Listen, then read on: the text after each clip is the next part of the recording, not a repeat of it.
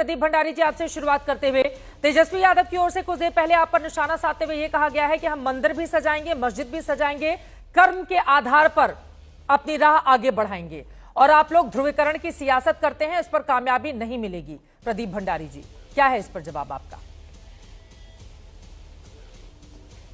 चित्रा जी, संसद द्वारा पारित वक्फ कानून को अगर कोई ये कहे कि वो कूड़ेदान में डाल देगा तो हम क्या शांत बैठे क्या?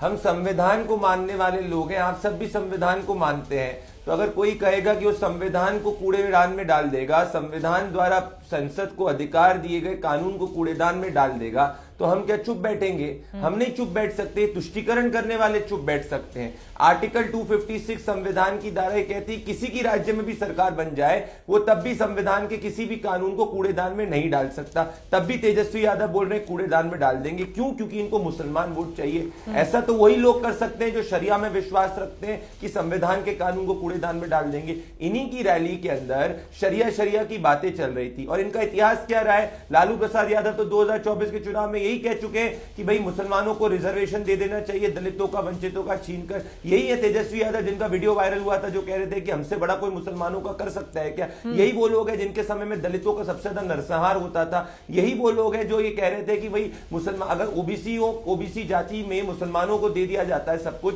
इसमें ये चुप बैठते हैं। तो इनका तो पूरा इतिहास रहा है कि राम भक्तों पे ऊपर गोली चलाना इनके अलायंस पार्टनर चलाते हैं। लालू प्रसाद यादव जो है वो राम भक्त होने के ऊपर इनकी सरकार के ऊपर एफआईआर हो जाती थी। तो जब इनका इतिहास ये रहा है और आज ये ना हमसे कोई मुद्दे पे सवाल पूछ रहे हैं, ये कह रहे हैं अब आप लोग मंदिर तो बनवाने जा रहे हैं मां सीता का, उसके जरिए क्या चुनावी लाभ लेने की कोशिश की जा रही है? इस सवाल पर मैं आऊंगी, लेकिन अब आप लोग विपक्षी नेताओं को पाकिस्तान भेजने की भी नसीहत दे रहे हैं ना प्रदीप भंडारी जी? दो लाइन पे जल्दी से इस पर, जब बिना पाकिस्तान के काम नहीं चलेगा क्या बीजेपी का? फिर उसके बाद मैं बाकी मेहमानों के पास जाऊंगी।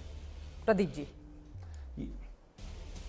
पाकिस्तान तो इनका दोस्त है चित्रा जी। हम तो पाकिस्तान के अंदर घुस के ऑपरेशन सिंदूर में मानते हैं। यही लोग पाकिस्तान के पोस्टर बॉय बनते हैं। ये राहुल गांधी जो कह रहे थे कि वो हिंदुस्तान के स्टेट के खिलाफ लड़ना चाहते हैं, यही वो लोग हैं जो आतंकवादियों के केस वापस ले लेते हैं। तो मेरा कहना यह है कि ये देखिए आप, जो तेजस्वी यादव के पिताजी लालू प्रसाद यादव अपने कदमों में बाबा साहेब भीमराव अंबेडकर की फोटो को रखते हैं, वो क्या कभी संविधान को मान सकते हैं? तो पाकिस्तान मैं जवाब ले लेती हूं। अतुल लोढ़े-पाटिल जी, मैं आपके पास आऊंगी। पवन वर्मा जी आपके पास, लेकिन उसके पहले नवल किशोर जी।